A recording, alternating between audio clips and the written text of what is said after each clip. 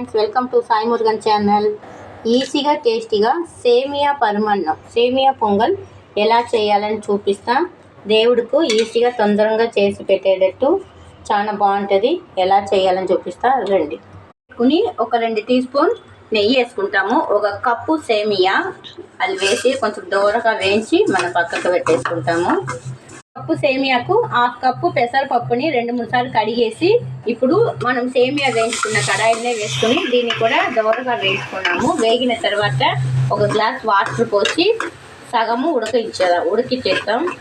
ఇట్లా ఉడికిచ్చేస్తాం. ఇప్పుడు 1 cup సేమియాకు 1/2 cup పెసరపప్పు, 1 కప్పు బెల్లము, 2 కప్పు వాటరు. బెల్లం కరిగించిన తర్వాత బెల్లం వాటర్ మసులుతుంది.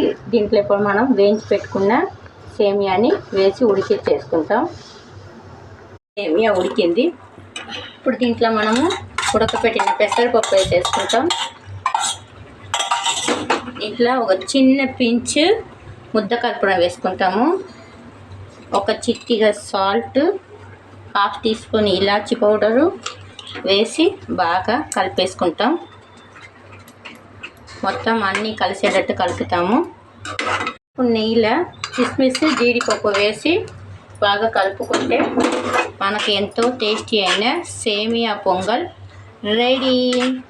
ఇప్పుడు శ్రావణ నెల వస్తుంది. దేవుడికి రోజు ఒక్కొక్క ప్రసాదం పెడతాం కదా, అప్పుడు ఈ సేమియా పొంగల్ కూడా టేస్ట్ బాగుంటుంది. అమ్మవారికి ఇష్టమైనది మనకు టేస్టీ అయిన సేమియా పొంగల్ రెడీ.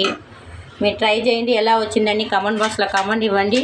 నెక్స్ట్ ఒక వీడియోలో చూద్దాం. బాయ్.